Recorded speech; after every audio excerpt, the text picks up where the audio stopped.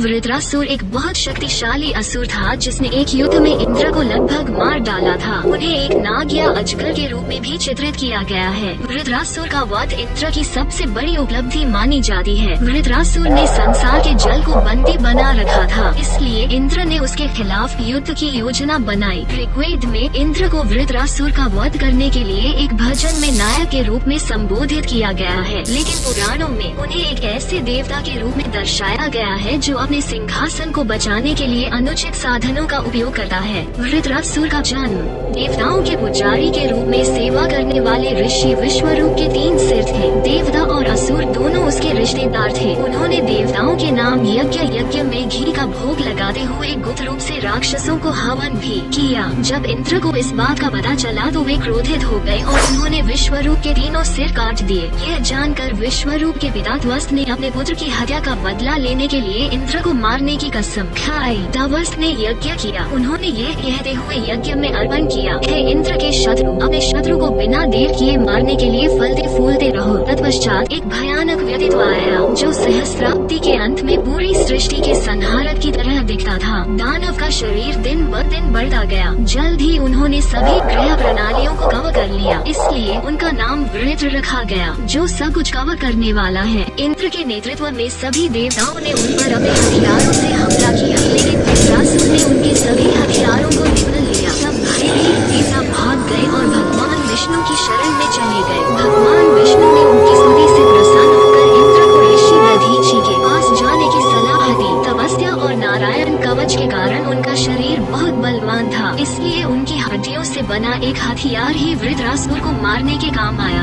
देवताओं के अनुरोध को स्वीकार करते हुए दधीचि ने महान कारण के लिए अपना शरीर त्याग दिया और उनकी आत्मा इस दुनिया को छोड़ गई। विश्वकर्मा की सहायता से देवताओं ने दधीचि की हड्डियों से वज्र तैयार किया। वज्र से लैस इंद्र और देवताओं ने वृत्रासुर और अन्य असुरों पर हमला किया। यह युद्ध सतयुग के अंत में युग की शुरुआत में हुआ था। यद्यपि उसका एक हाथ उसके शरीर से अलग हो गया था। वृत्रासुर गुस्से में राजा इंद्र के पास पहुंचा और लोहे की गदा से उसके जबड़े को इसके बाद इंद्र ने वृत्रासुर का बचा हुआ हाथ काट दिया, लेकिन दानव ने हार नहीं मानी। उसने एक विशाल रूप धारण किया और ऐरावत के साथ इंद्र को निगल लिया। वज्र से राजा इंद्र ने वृत्रासुर के पेट में छेद किया और बाहर आ गए। फिर उन्होंने तुरंत वृत्रासुर का सिर काट दिया, जो एक पहाड़ की चोटी जितना ऊंचा था। यद्यपि वज्र ने राक्षस के गले में बड़ी तेजी से परिक्रमा की, उसके सिर को उसके शरीर से अलग करने में एक पूरा वर्ष 360 दिन लगे। वो समय जिसमें सूर्य, चंद्रमा और अन्य प्रकाशमान उत्तरी और दक्षिणी यात्रा पूरी करते हैं। फिर वृत्रासुर के वध के लिए उपयुक्त समय पर उसका सिर जमीन पर गिर गया। उनकी मृत्यु के बाद उनके शरीर से एक जीवित चिंगारी निकली और वापस भगवान के पास घर लौट आई। उन्होंने भगवान संकर्षण के सहयोगी बनने के लिए अलौकिक दुनिया में प्रवेश किया।